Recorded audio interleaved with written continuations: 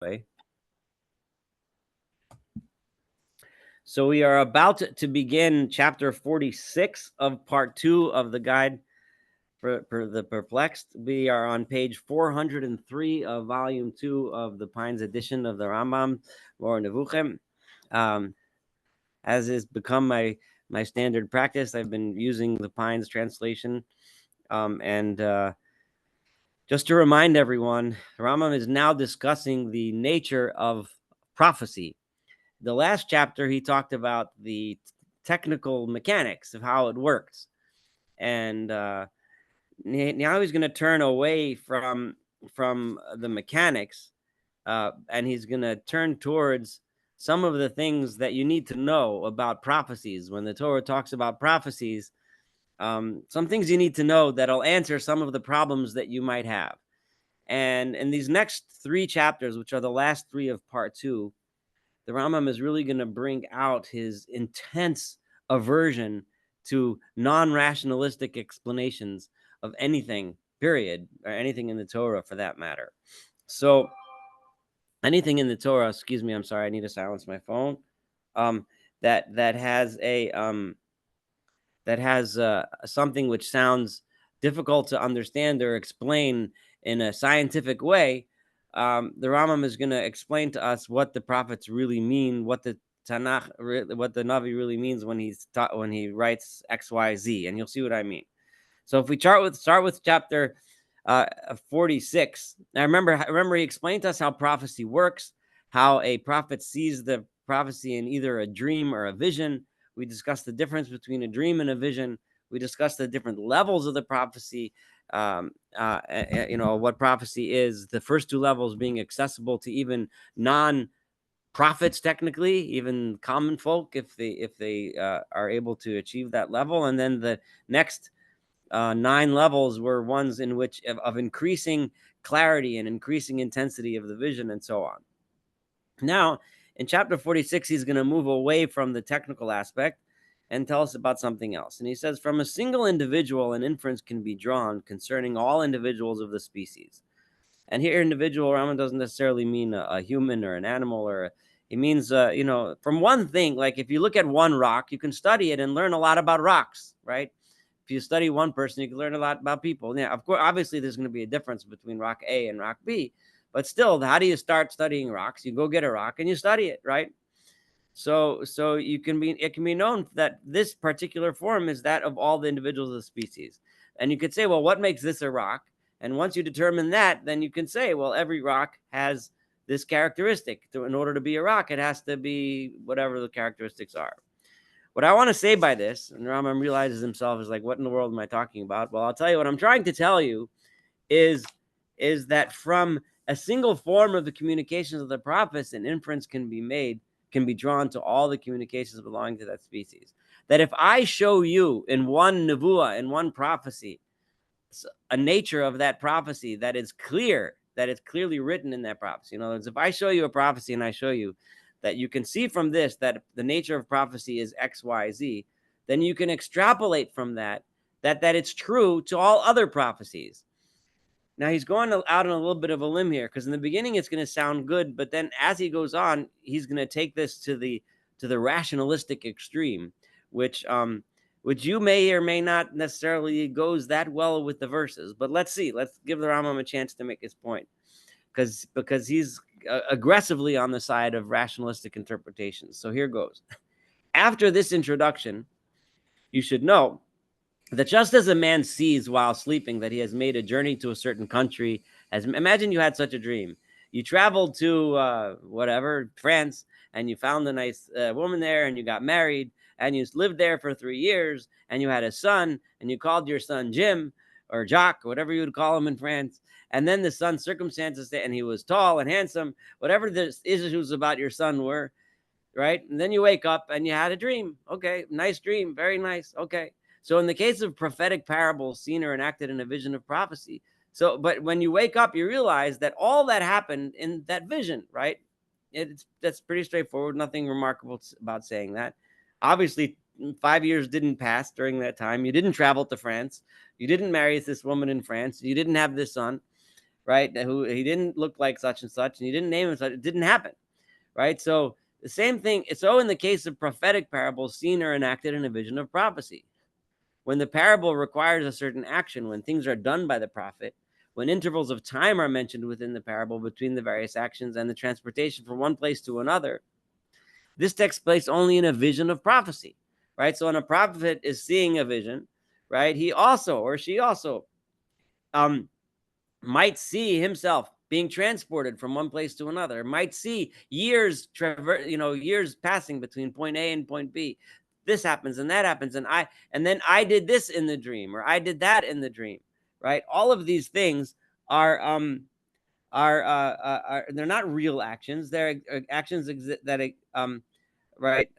that exist for external senses, right? They're not like that. They're just things that happen in the dream, right? Now, obviously, this sounds obvious, and that's the point. But what he's going to say as we go on might not be as obvious. Some of them are as set forth in the books of prophecy without qualification. It says it very clearly. For since it is known that all these things occur in a vision of prophecy, Scripture, in the recounting of all the details, may dispense with reiterating that they happen in a vision of prophecy. So it might say, I saw God in a vision, God came to me and said, and then it'll start telling a whole story. I did this and I did that, and I saw this and I saw that, and I went here and I went there. All of it occurred in the vision. You have to go back to the beginning of the story, right? Similarly, a prophet may say, and the Lord said unto me, and while the prophet is recounting the dream, he's going to say, and God told me this, and God told me that, right? Don't think that there was an actual, remember, if you're going to say that, then all of a sudden there's a God who's speaking words that are intelligible to a human being, which according to Rambam would be heresy, right? Right? That can't possibly be. So the only way it could make sense is it's in a vision. And in the vision, he saw that God spoke to him and said X, Y, Z. In other words, he visualized, and in the imagination, it's not just visual in the sense of seeing, but, it could be an audible type of vision, etc. So, therefore, the multitude think that these actions, transportations, questions, and answers occurred, all of them, in a state in which they could have been perceived by the senses, right? People think, well, it says that Moses heard God's voice, or I'm going to try to leave Moshe out because he's a little bit of a different category, but it says God spoke to Isaiah and Isaiah heard this. So you think that Isaiah was hearing with his ears, but no, that's not what was happening, right? As I to this, I shall cite you an example. Let me give you an example, Rambam says, about which no one can have fanciful notions. I'm going to give you first an example. Remember, he said, take a rock, you look at a rock, one that you clearly know is a rock, and then you extrapolate from that to other things that are similar species like rocks. So I'm going to do the same thing. I'm going to find you a vision, which is clearly a vision, and anyone with half a brain would realize that it's just a vision. And from that, I'm going to prove to you that all prophecies are just visions. Okay? And from these examples, you will be able to draw an inference regarding those that I shall not mention. So obviously, I'm not going to go through the whole Tanakh here, right? But Rambam says, but I want to give you the tools so that when you study Tanakh by yourself next time, and you're sitting with your chavrusa and you're wondering how in the world could it be that this and this happened, it doesn't make sense. It's scientifically impossible. Well, Rambam is going to tell you that it was a dream. It was a vision, okay? Or for some reason, it might not be science that's driving. You'll see in a minute. It seems so ridiculous that why would such a thing happen? Or how could, and you'll see some examples in a moment. So let me let the Rambam talk. An example, I'm right now at the bottom paragraph on 404. So an example that is clear and about which no one can have fanciful notions is the dictum of Ezekiel. So here, this is occurring in the book of Ezekiel, chapter 8. And here in chapter 8, verse 1, it says, Vayhi bashana Shishis, in the 6th year, whatever. I'm Ani Yoshev Vebesi, right? I'm sitting in my house. V'ziknei Yehuda Yoshem Lefanai, and the elders of Judah are sitting in front of me. Vatipol alai sham yad Adonai Elohim, and upon me fell the hand of the Lord God. Now, clearly, anyone who reads this, right, is saying it's a vision. But he says afterwards, and I saw there was the form of a fire, and so on and so forth. Okay, so clearly everything that occurred in that chapter as you move on was in that vision that began when he was sitting in front of the elders of Judah, and he had this vision. Similarly, So then within that same vision, I'm sorry, in a different vision where Ezekiel said, and I arose and went forth into the plain, it doesn't mean that he actually got up. It means as part of the vision, in the vision, he got up and went and walked into the field, right?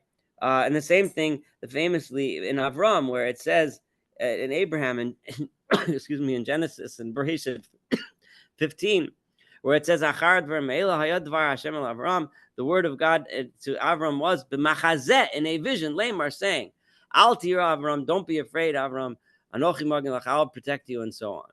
And then he went on to the Brit Bein Abasarim, the covenant between the parts, right? The famous thing where God says, "Ko yeh zaracha," your sons, your children, your descendants will be like the stars of the heaven. So it doesn't mean that Abraham actually went out into a field and God showed him the stars, but all of that occurred in a vision, right? In a similar way, when he says, "And he set me down in the midst of a valley," this only happened in the visions of God, and so on. And that was another verse from Ezekiel.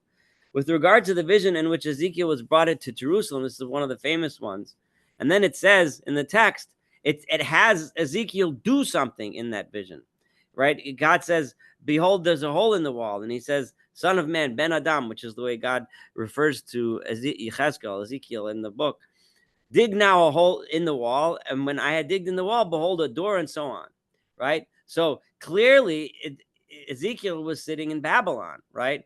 In the vision, he was transported in his mind. In his vision, he was transported to the temple, and then God said, "Dig a hole in the wall and look, and you'll see these things." So, in other words, did he actually do that action? Rambam is saying it's pretty clear not. Remember, these are examples that Rambam is giving for things that are obvious. Anyone would realize that these are just visions. These are not actual things that are happening. So then the Rambam says, so he was ordered to dig, just as he saw in the vision of God that he was ordered to dig in the wall, right, in order to enter and see what, excuse me, what was being done, and entered through the hole and saw that which he saw, all that in a vision of prophecy. So was he saying to him later on in Ezekiel, right? I mean, in a different place in chapter 4. So this is one of the very odd places. Some of you might be very familiar from this if you like to, and I do myself, to buy themselves Ezekiel bread, right? Which you can buy in most, it's a very, very healthy bread. And God describes to him how to make the bread. But the thing is that it's very bizarre. That whole chapter there. I'm going to pull up Ezekiel 4. I think I have it here. Hold on. Yeah. So God tells him, take a brick and put it in front of you, and draw the city of Jerusalem on it, and make around it a siege against it, and then build towers against it. It's like God's telling him to sit and play, like kids sit and they play with toy soldiers, and they set up sieges and fight, and God, and then take an iron plate and put it as an iron wall between you and the city, and put your face against the plate, and then lie down on your left side, and all these weird stuff, right? And it goes on when he says to take the wheat and the barley and the and lentils and so on and so forth, and mix it all together and make yourself bread. So all this stuff, so all of it, and so most people, when you read Ezekiel straight on, when it starts talking about this, a lot of it sounds like real, like God is asking him to do this, and Rambam is saying no. So he's trying to come places where it's a little bit less obvious, but he's saying no, don't worry, don't start. His God is too exalted then that he should turn his prophets into a laughing stock and a mockery for fools by ordering them to carry out crazy actions. Right away, when you read this, you start thinking, well, what kind of craziness? God is having him lie on his side and build little buildings, and like, what is this? No, don't worry, it's just a vision. All right, now, you and I might look at this and say, well, I don't know. Maybe God wanted him to do that in order to make a point, so that he can show people. He built this little model of Jerusalem under siege in order to have like an audio-visual presentation. He didn't have a PowerPoint then, so that when people would visit him, they would know that what he's trying to represent, that the Jerusalem was going to be destroyed, etc. But no, Rambam says it's just a vision, and don't think God's going to make his prophets do crazy stuff. And then it's the same thing. In addition, ordering to commit acts. In addition to this, ordering them to commit acts of disobedience, because Ezekiel was a priest, and this is a little bit of a problematic thing. And every side of beard or of hair he cut made him guilty of transgressing two prohibitions, right? He was cutting. So how could he ask Ezekiel to cut his beard, which is, you're not allowed to do that, right? And the Rambam here seems to be saying that there's an extra prohibition on a priest, on a Kohen, of cutting the beard, and that's the halachists take the Rambam to town on this one, but that's not really the point of our lecture, right? But just you should know that it's not so simple that there's an extra. Yes, Yosef, go ahead.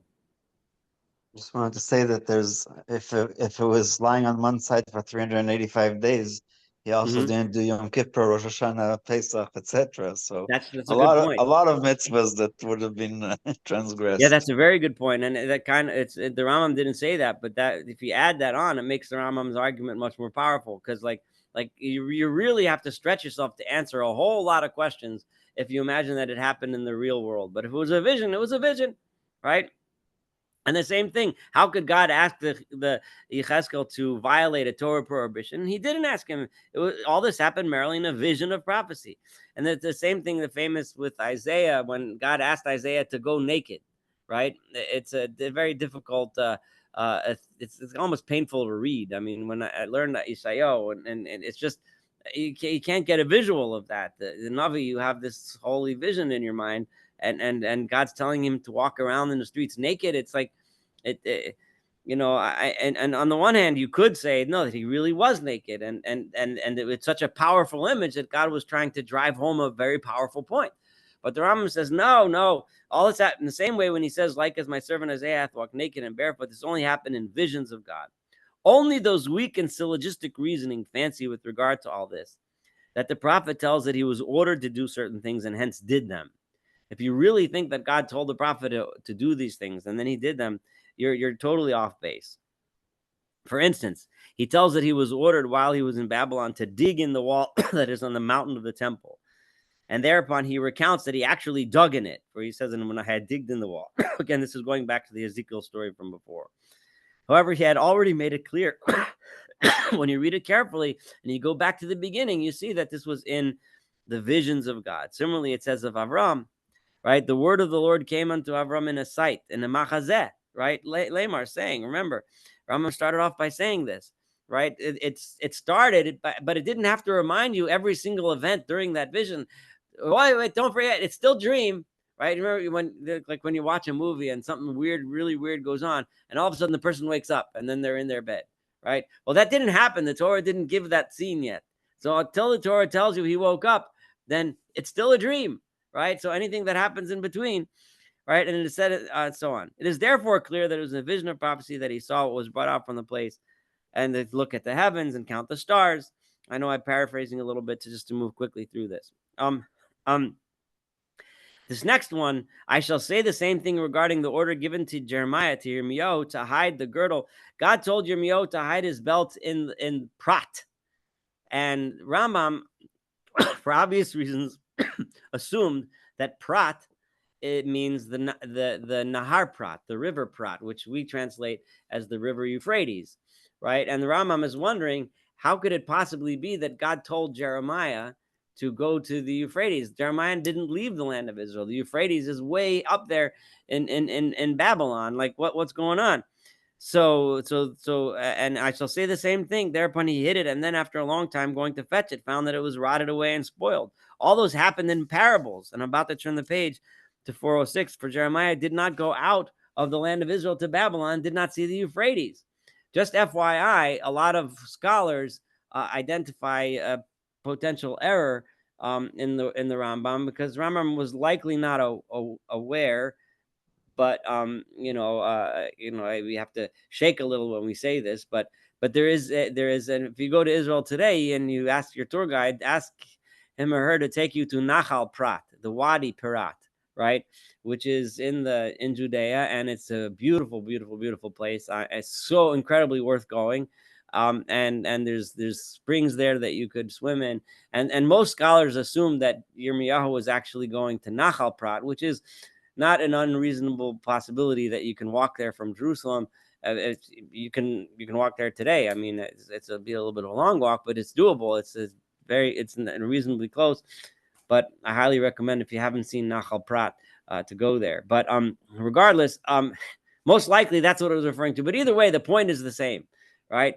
That the position is similar. And then with regard to the words addressed to Hosea, so Hosea was the prophet who, for those who don't know, is the first of the 12 minor prophets. And Hosea had this very remarkably unusual command. The book starts where God comes to Hosea and says, "Go marry a prostitute," right? And like, what? That's just very bizarre.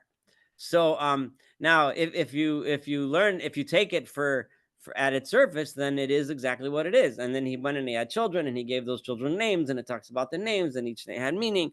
You go study the book of Hosea to see the whole story. So of course the commentaries talk, what's the significance of this and what does it mean, and as you read through the book, you understand why God wanted him to marry a prostitute, which is off the topic for today. But the Rambam, it has an easy way of explaining this extremely weird command, right? All this story concerning the birth of the children having been named so and so happened in a vision of prophecy, right? For after it had been stated expressly that these were parables, there remains no room for obscurity as to any of these things having a real existence, except according to what has been said, and the vision of all has become unto you as the words of a book, and so on. That's just a paraphrase of from Yeshayahu, from Isaiah, where the context it take a little too long to go into, but the Rambam is just bringing that to say that visions are visions and they need to be interpreted, and like a book, you have to open it and read it, and a vision, you have to see it and interpret and understand it, and that's all it means. It likewise seems to me the story regarding Gidon, right, with regard to the fleece, so that there was a story there where Gidon was going to go out to war, but he was afraid that God wasn't going to help him, so he asked God for a sign several times, and God responded with a sign, and one of the signs was he put a wool's fleece and said, I can't remember exactly, if I get it a little wrong, please forgive me, but if I come back tomorrow and I squeeze the fleece and there's like a bucket of water comes out, which is weird because it was indoors, there's no way it should get that much water, then that's a sign. And he came the next morning and there was a bucket of water that came out. So like, what's going on, right? Gidon, he was one of the important judges, and he did a lot of good things to rescue the people from their enemies. But as Rambam was going to point out, he wasn't particularly known as one of the leading sages or great men of our history. I mean, he was known as a military hero, but not particularly righteous, for that matter. So for Gideon did not reach the rank of prophets. So how could he have reached the rank of one who works miracles? How is he doing miracles? His highest achievement is that of being included among the judges. The sages even mentioned him, right, as we have made clear, as being among the inconsequential people of the world. The Chazal didn't have necessarily great things to say about him. So what exactly? So it must be he just had a dream. He didn't make miracles. He didn't make fleeces wet out of water from nowhere. It's just a vision that he had, a dream that he had, and just like we said before with Lavan and Elimelech, that people that aren't so great sometimes have dreams that convey truthful ideas. So did Gidon. So it's not that big a deal. We discussed that in more detail. Can't remember if it was last week or 2 weeks ago or whatever. How the Lavan and Elimelech, the people that are clearly not great. Great role models, had occasionally have true dreams. So similarly, what Zechariah says, this is one of the Zechariah is one of the most difficult to read of all the prophets, because it's just a lot of very strange stuff going on, and figuring out what it means and what everything represents is like, it's great if you have a really good imagination and you want to read and just try to use your imagination to think what kind of lessons he's teaching. Zechariah is wonderful because every one of the commentaries goes off in a different direction. It's really beautiful. But the stuff that actually happens there, the Rambam says, so I fed the flock with water, verily the poor of the flock, and I took unto me 2 staves, as are 2 sticks of shepherd sticks, and the whole tale till its ending about the wages asked for. I can go through it. You can look it up in Zechariah chapter 11 if you want to, but it was, the whole thing is just a weird story. But as long as it's just a vision, okay, so it's a weird story. And then he teaches the lesson at the end. God says, I'm not going to have mercy on the people of the land, and so on and so forth, right? And each thing represents this and that and the other thing.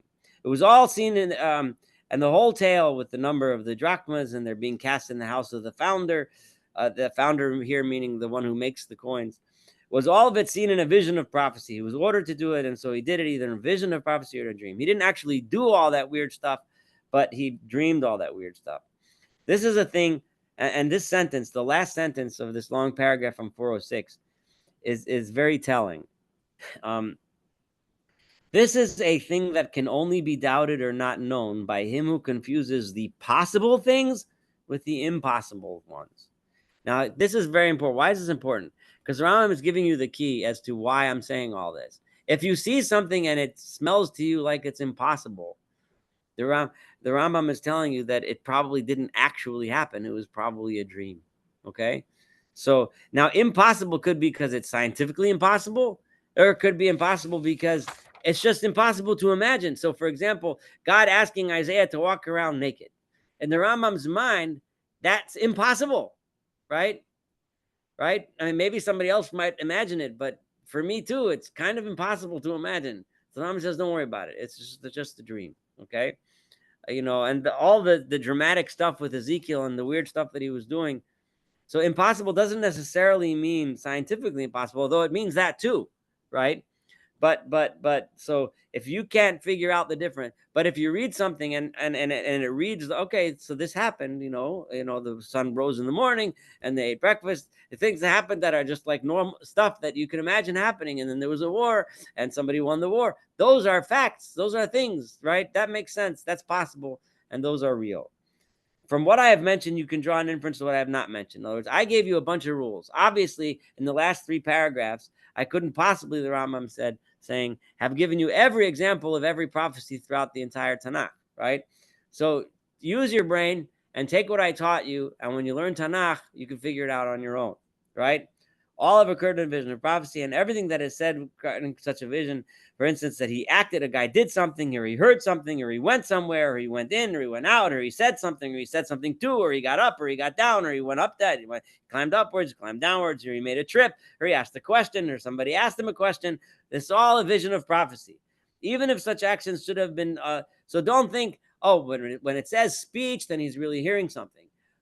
When it says he said something, he said something. When it says he did something really weird, then the whole thing is just a vision. Even if such actions should have had a long duration, should have been attached to certain times, to individuals that are indicated, to places, you should, as soon as it has become clear that the action is a parable, have certain knowledge that occurred in a vision of prophecy. So this is key number 1 to understanding Tanakh, according to the Rambam, the arch rationalist. Okay. Now, be it known that, for example, the story of Hosea, hopefully you'll all merit studying the book of Hosea, and if you really want, you can listen to my own podcast, Let the Prophet Speak, on the book of Hosea. You'll see that not all commentaries agree with the Rambam at all on this, and many understand the story of marrying the prostitute to be a very real story. And that the lesson of the story was extremely powerful partly because it was such a crazy thing to ask a prophet to do. That's part of the power of the story. And many people say the same thing with Yeshayahu and so on. But right now we're learning Rambam, so we just understood from the Rambam's perspective. So before I go on to 47, let me stop and see if anyone has any comments or questions on chapter 46.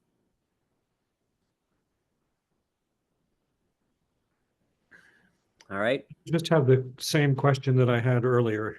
Mm-hmm. Remind me. Is there any union? Is there any group or of scholars that share this position that the visions that the prophets are all visions, or is this? It's hard to say. There's definitely many scholars, in the Maimonidean camp, who very frequently explain difficulties in Tanakh by using this method, right? Now, How consistently they apply it is a different question altogether, because there's that really depends, from one to another. And there's definitely many that go to the opposite extreme. Obviously there are many famous places where Nachmanides attacks the Rambam and says, no, this isn't a vision, this really happened, right? And there's many Rishonim in many places.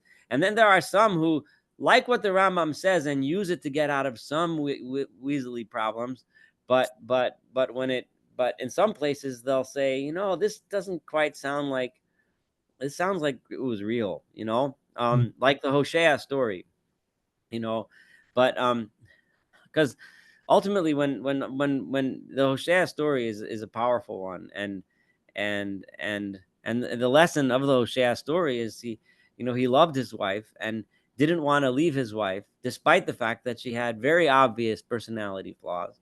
He didn't want to leave his children despite the fact that they were a product of it's not a very nice word to say, a product, but even though they were children of a woman who was immoral, and continued to be so even after they were married. According to the Psukim, she cheated on him and everything, but he loved her. He didn't want to leave her. And the parable was that God was trying to teach Hosea that you see the power of love. I love my children, and just because they're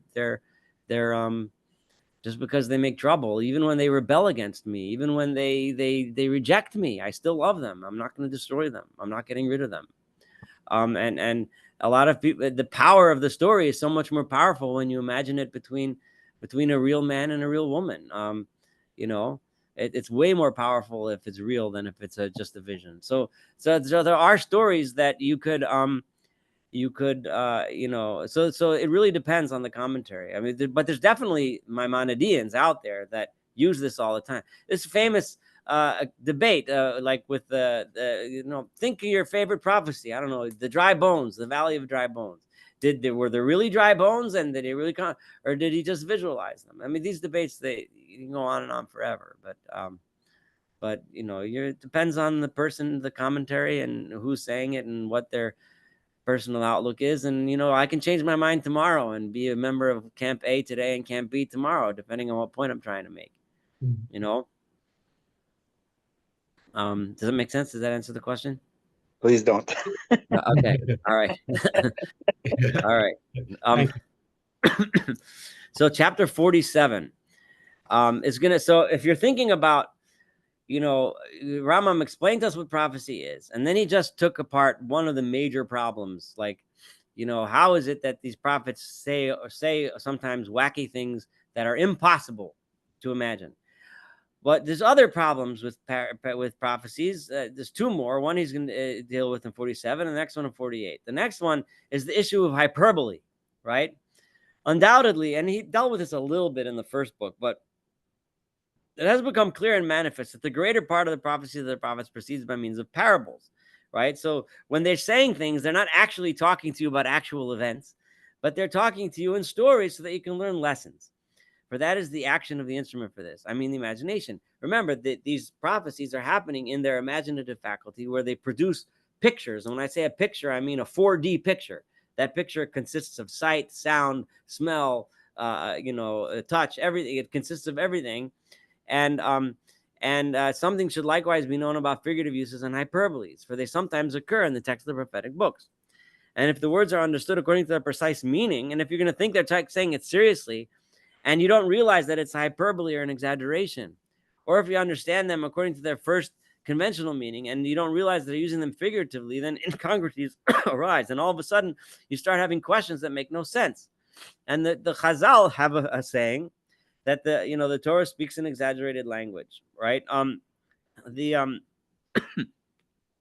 That is, it speaks in hyperbole. So, for example, Arim Bitsuros, Basham, cities are great and walled up to heaven. So over there, the people were saying, they saw, cities walled up to heaven. So, what does that mean? No one thinks that the people really thought the walls go up to heaven, right? You understand they're just trying to say they were really big, tall walls, so they look like they went up to heaven. And that's correct. The dictum, for a bird of heaven shall carry the voice. belongs to the class of hyperbole. It says, whose height was the height of the cedars, and so on. This kind of language occurs frequently in the prophets, and they're in hyperbolical and exaggerated, not a precise and exact way. So if it says, someone who is as tall as the cedars, don't expect it. Don't start asking me questions how it could be that a person was walking around who was as tall as a cedar tree. Don't ask me silly questions like that. The Rambam says it's a poem, it's a parable. They're trying to press you with the point. However, what the Torah literally says, sometimes it actually does mean it. I'm gonna kind of you can read through this last paragraph from 407, but it says by Og, and I'm gonna flip to 408 by the famous Og Melech HaBashan. Remember, Og in the Rambam's mind is not a giant. Okay, he's a normal person. Well, maybe he's a large person, and it's describing how large it is. And the Rambam says that his bed was so big, it was 9 amot. And even though 9 amot sounds to us to be really, really, really large, right? Let's say, I don't know, depending on how big an amma is, we're talking 9 plus 4 and 9, about 14, 15 feet. I don't know, depending on how big an amma is exactly, right? So we're looking at, that's a pretty big bed. And if he's that big, no, well, the amot are referring to the amot of the average person, and Og is a big person, and how he fit in the bed. So clearly it's not that big a deal. It's just telling you that he had a big bed, right? And he was a big guy. As for the precise statements made, and I'm at this line on the third line on page 408 now, made by the text of the Torah regarding the length of the life of a certain village. What about in Bereshit where it says so-and-so lived for 930 years, right? I say that only that individual is mentioned. Everyone wasn't living 900 years in those days. That guy lived for 900 years. Why? The other people those days lived normal, natural, usual duration. The anomaly individual is either he had some numerous cause, maybe he just had a really good diet and he exercised right and he didn't smoke and he didn't drink and he did everything his doctor told him to do, and he had, I don't know, whatever it was, and he lived a long time, or is due to a miracle and follows the laws thereof. So in other words, don't think that the nature changed. The Rambam was trying to tell you, don't think that there was some kind of miraculous long life that people had then, but he does give a possible thing to say that maybe there was a miracle for those specific people. Or maybe it's possible for occasionally a person to live that long if they if all of the stars are aligned in the right direction and they live the right life and they have the right genes, then maybe it could happen. Similarly, one ought to examine carefully the things said in a figurative way. For instance, the dictum, the mountains and the hills will break forth in song. Does anyone really think that mountains are going to be jumping around and singing in front of you? Of course not. We realize it's a metaphor to say how happy, how, it's trying to, that's talking about Kiva Simcha Seitzeu, you're going to go out and people are going to be happy, that the mountains are going to sing. Now, I don't think anyone really imagines that it really means that there's going to be mountains singing. And if someone does, then they've got a problem, according to the Rambam. Similarly, it's dictum, the cypresses rejoice, so on. And Yonasan ben Uziel translated, and the rulers rejoiced, because he wanted to say that it's a parable, right? In other words, when it means mountains, it's talking about the big people. They're gonna praise you, which is, usually the big people will bother you, but these big or oppress you. But these now it's going to be so great that the leaders are going to praise you. So however you look at it, it's a parable. It doesn't mean that trees are going to be jumping around dancing in the future. Now, believe me, there are people out there that use these verses and think that in the future, when Mashiach comes, the trees are going to dance. And the Rambam would think that's ridiculous. Okay? So with regard to some of them, the multitude are aware that the expressions are figurative. And sometimes people understand this. And with regard to others, they think they're not figurative. Some people think that it might actually mean it. Because, for example, nobody doubts when it says, Yiftach, so tzorcha hatov, right? And God's going to open his good treasure and give you rain.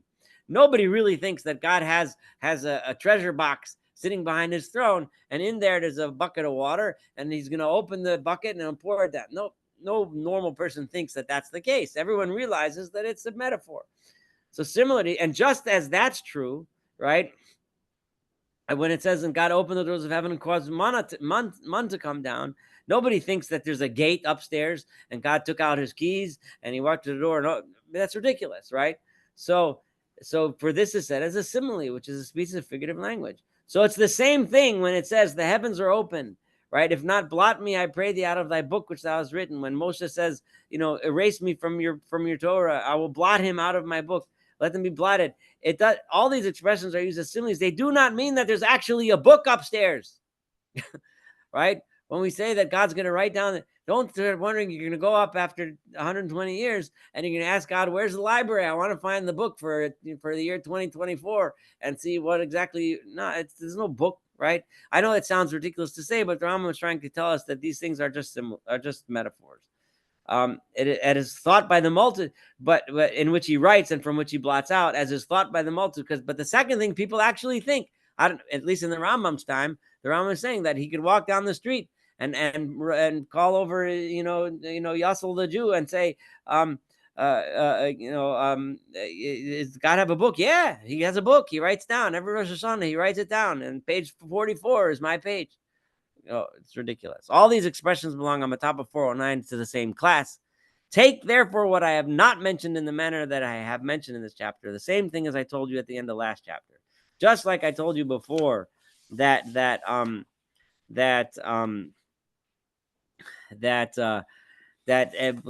impossible things happen in visions only. I'm also telling you now that hyperbole is hyperbole, and take it for what it really is, and use this when you learn through all of Tanakh. Obviously, again, Rambam is saying I didn't have a chance to write the whole Tanakh out for you.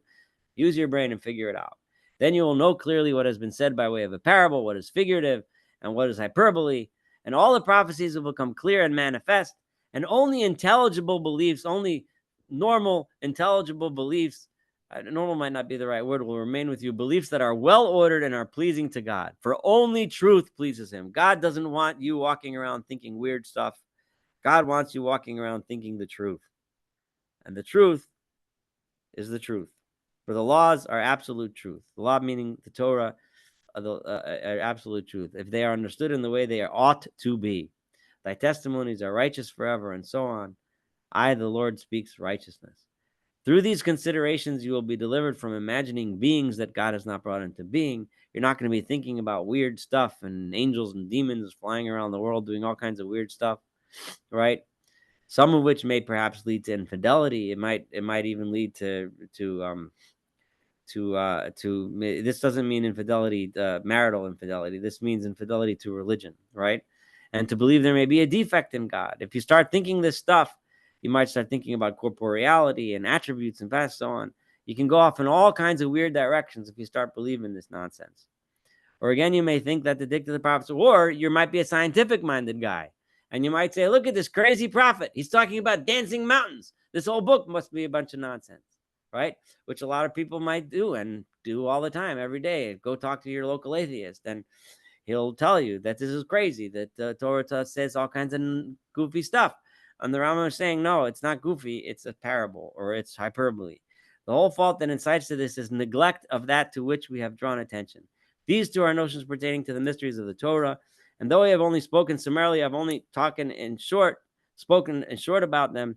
It's easy after what has been said before to know the details. I don't need to tell you more. You can figure it out for yourself. It looks like I may actually have time to do 48 and finish this book. So if there's a question, fire away, and I'm gonna fire ahead for the next 15 minutes, and we'll do 48 and finish book 2. Does anybody have a question or a comment? All right. Well, if not, then let's go ahead and do 48, and we will be able to go into Shavuot next week. Which obviously next week there won't be class, having finished the entire book 2, which would be quite an achievement, I must say. So it is very clear that everything that produced in time must necessarily have a proximate cause. Now, all of this should be very familiar to those of you that have been attending these classes. It's basic Aristotelian philosophy and basic Maimonidean philosophy as well. Everything that happens produced in time, meaning things that were created. In other words, there was a moment that it didn't exist. Produced in time is the same thing as saying yesh me'ayin, and now it exists, right? Well, it had to have something that made that happen, and so on. And it's turned that cause is a cause, and so forth, until it comes to the first cause. I mean, God's will and free choice, which Rambam is not going to explain in detail now because he's done it, because we've been studying together for a long time, right? It means because God decided on his own to do it. And now the problematic language that I just said, and Rambam said will and free choice, and referring to that as God, Rambam dealt with that in length before, so he's not going to deal with that. For this reason, all those intermediate causes. Let me tell you before we even read this, what he's going to say in this chapter, right? The Rambam is going to say that every single, and this is the most radically rationalist thing you're ever going to hear from a Torah sage. Okay, so just screw on your mind. This is the most radically rationalist thing you will ever hear. The most, and this is really what the Rambam being at his arch rationalist self, and that is as follows, right? The Torah says all the time, God did this, God did that. It's because of God that this and this happened.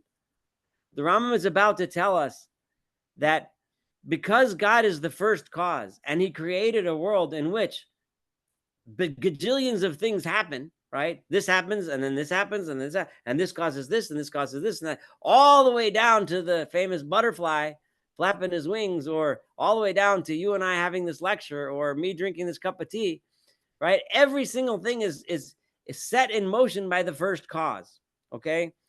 So when it says, this and this happened because God made it happen, what it means is that God created a world in which what's going to happen is that. Now you have to try to really wrap your mind around the incredibly powerful idea that is, because what the Rambam is actually saying, and we're going to read this inside soon, and it's not the first time he said this, for those of you that have been with us the whole time. When it says in the Torah that if you do mitzvot, right, things are going to be good. If you do bad stuff, things are going to be bad. If you follow these laws, society is going to be successful. It's not because God is going to magically intervene and say, okay, now I'm giving you a prize. It's not because if things are bad, God is going to, but it's because that is the way the world was built. Now, think about that. Let that sink in for a minute. The world is built in such a way that if people live by the laws of the Torah, the world will be better. Period. That's the nature of the world, right? And everything that it says in the Torah that God will do, it's because that's how God created the world. It's built into the science of the world. Now, for this reason, all these intermediate causes are sometimes omitted in the dicta of the prophets. The prophet isn't going to say that God did this. If the prophet wants to say that this famine is from God, right? He could have said, well, this famine is coming because the wheat all got eaten by a parasite this year. And why did the parasite come? Because it was too dry. There was not enough water. Why was there not enough water? Because there wasn't enough condensation in the seas 150 miles away. And why was there not enough condensation? Because there was a tornado. And why was there a tornado? Because all the wind forces go here and go there, and they do this and do that, and the barometric pressure is like this and like that, on and on until. That's not what the prophet's going to say. The prophet's just going to say God did it, right? So, and an individual act produced in time is ascribed to God. It is being said that he be exalted, has done it. All this is known. We and other men from among those who study the true reality have spoken about it, and this is the opinion of all the people adhering to our Torah. That's a powerful statement because it's not Rambam. It's not true because there's a lot of people that think of this very differently. But let's just the Rambam is saying that if you adhere to our Torah, this is what you believe. After this introduction. Now, in case you don't believe me that what I said was what he meant, to hang in there. Let's read it. Listen to what I shall explain in this chapter and consider with particular attention, with an attention exceeding the attention with which you consider the other chapters of the treatise. In other words, if you're going to remember one chapter of Moreh Nevuchim, remember this one. Okay? Know that all proximate causes through which is produced in time, that which is produced in time, regardless of whether these causes are essential and natural or voluntary or accidental, fortuitous. In other words, even things that are done by the free choice of a human being, if a person decides, I'm going to do this, it's voluntary, or I'm not going to do this. All of this, right? And he says, I mean by the voluntary cause of that particular thing, the free choice of a man. So I'm not excluding that in the forces of nature. I try get to this. He's telling us that even the free choice of a man is part of the natural laws of the universe. This is and even if the cause consists in the volition of an animal other than some lion decides to attack something, that excuse me, all these causes are ascribed in the books of the prophets to God, may be exalted. And according to their manner of expressing themselves, it is said of such and such that an act that God did it, or commanded it, or said it. For all these things, expressions to say, speak, command, call, are send, are used. This is the notion to which I wish to draw attention. For inasmuch as the deity, as has been established, he who arouses a particular volition in the irrational animal, or who has necessitated this particular free choice in the rational animal, or who has made the natural things pursue their course, chance being but an excess of what is natural. Some things in this world are chance. The Rambam will deal more with the idea of free choice and chance in the next book. So I'm going to hold off on it. But the bottom line is that the idea of chance exists and the idea of free choice exists, but all of this was built into the world by God, right? So has been made clear. It follows necessarily from all this that it may be said with regard to what proceeds necessarily from all these causes, regardless of what those causes are, everything that happened proceeded because God has commanded that something should be done in such a way, or that he has said, let it thus be thus. I shall cite for you examples of all these cases, draw an analogy to those I have not mentioned, right? In other words, I'm going to give you some examples. And again, just like I said in the last 2 chapters, use that to teach yourself for every other place. I'm going to kind of go through some of these a little quickly here. Speaking of natural things which also always follow their course, such as the melting of the snow when the air becomes warm. So it says, God sends forth his word and melts the snow. What does that mean? Does it mean every time the snow melts in the springtime, God makes an announcement? No, I mean, some people might think of it that way, but no, what it means is it gets warm and the snow melts. And who made the world that works in such a way that when it gets warm, the snow melts? God, because he created the world and he made the laws of nature. Right? The last paragraph on 410, when speaking of things with the cause of which lie with human free choice, such as war, right? But when one group of people decide, right? And if you go to the top of 411, he brings example of Nebuchadnezzar and his armies. God says, I have commanded that Babylon should attack the Jewish people in the land of Israel, right? Or Shimi ben Gera, so on. It's talking with references to war. And other examples, reference to victory, the Persians and the Medes. God says, I will send them to Babylon. The story of Eliyahu, I have commanded. Wait, before I get to Eliyahu. So the bottom line is, who decided to invade Jerusalem? Nebuchadnezzar did when he decided to invade Jerusalem and send his armies there, right? But God created a world in which a human being can be a leader and make those choices and decide to attack other people. So that's all part of God's doing. To think of the power of what Rambam is saying. God gave human beings free choice, and Nebuchadnezzar decided to do it. So God decided to do it, right? In the story of Eliyahu, where a widowed woman came to help him, right? Who decided to help Eliyahu? God, no, the woman decided to help Eliyahu, right? But God created a world in which people have compassion. People have an ability to decide, I want to be nice to this guy. He's sitting out there. He's hungry. I'll bring him into my house. I'll give him food. He seems like a nice, holy man, right? When speaking of things, the cause of which lies with the volition of animals, the same thing happens. It said, who gave the animal impulses? God spoke unto the fish. What does it mean God spoke? God didn't go to a whale and say, go swallow Jonah. Fish swallow things. That's what they do. God made, when you're a big fish, you swallow big things. So a big fish saw Jonah and it swallowed him, because that's what fish do, right? It was God who aroused that particular, not he turned the fish into a prophet and God came to the fish and said, ooh, Mr. Fish, go eat Jonah, right? So in a similar way, it says with the locust, by a similar way, it says the wild beast, land of Edom, so on and so forth. Likewise, when speaking of accidental things, sometimes there are things that happen by chance, right? As it says, so how it's to know that Rivka would be the one, let's say, right, by chance, another nice girl, not named Rivka, but named, Jane Doe, would have come and given Eliezer's camels to drink. The history might be different, right? But God said in the world that a world in which chance could happen. I'm not going to go into right now whether that was chance or not. There's a lot to talk about on the story of Rivka and chance in general. But I promise obviously we have 3 minutes and we can't discuss chance. And even if we had more, we'd have to leave chance till later. Accordingly, it has become clear to you that in order to designate the shaping of the causes in whichever way they are shaped, whether they are causes by essence, in other words, that's the nature of things like the warm air melting the snow, or by accident, or by free choice, like the or by volition. These 5 terms are used, namely to command, to say, to speak, to send, to call. All of these are referenced back to God in such a way. Know this and reflect upon it regarding every passage in the way that fits it. So from now on, when you learn a pasuk, when you learn a verse in the Torah, and you're sitting with your chavrusa and you're studying, and the verse says, and God said this is what should be, right? Think about this, the Rambam is telling you, and think, what does it mean? Does it mean that God came down and said, hey, you do that? No, that's not what it means. It means that God created a world in which, based on the way God created the world, this and this and this is what happened, right? So know this and reflect upon it regarding every passion. Many incongruities will disappear. This is the key to taking away a lot of incongruities. So this is like the true reality of the matter will become clear to you, which could be fancied to be remote from the truth, right? Right? Because if you could possibly make a terrible mistake and go way off base if you don't take my instructions, right? But if you stick with what I'm telling you, you'll get to the truth. This is the end to which my discussion of prophecy, its parables, its expressions have finally led me.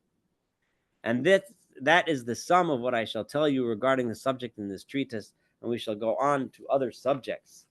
This being the end, of course, of part 2. Nishlam ha'chelik hazeh hasheni mimor nevuchim, right? V'nismachol chelik hashlishi. I'm just reading from the Hebrew, right? With the help of the Almighty God. So that this was very powerful, of course, and Rambam told us in his own words, if you can remember one thing, remember this chapter.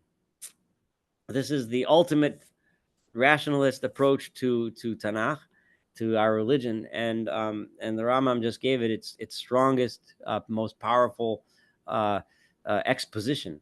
Now, like I said, we're when we finish Mor Nevuchim, which we're getting closer, we're 2/3 of the way, then we'll have to discuss possibly learning one of. I'm thinking strongly of recommending that we study together. I know this is a year and a half off, but another very important, slightly earlier work than Mor Nevuchim, which was possibly even more influential in the thinking of Jewish philosophy, and that is the Kuzri, written by Rabbi Yehuda Halevi, which was very different approach, and it's interesting to contrast the two. But I know we only have a minute till 8, but I'll go a little over if people have questions. So fire away. Would you say that his philosophy is basically God set the world in motion according to his laws, and then basically you're on your own? Well, you're on your own, not really, because God also gave us the rules. If you follow these rules, it'll work out. Right. And yeah, that's exactly what the Rambam said. Yeah, and he threw in there two corkscrews, right? Free choice and chance, which give you a hint, right? That Rambam said were built into the world, which is going to give you a hint to what happens when things don't exactly work, the way you might think they should. But like I said, that's a very important subject, and I promise we'll get there, but it's way too much for tonight. Yep. Okay, Thank you. Yeah. Any other comments? Thank you. All right. Well, then we'll close it out for tonight. Thank you very much for joining. Everyone have a wonderful Shavuos and a wonderful Shabbos, and in 2 weeks we'll see you all. Okay. Bli Neder. Bye-bye. Thank you.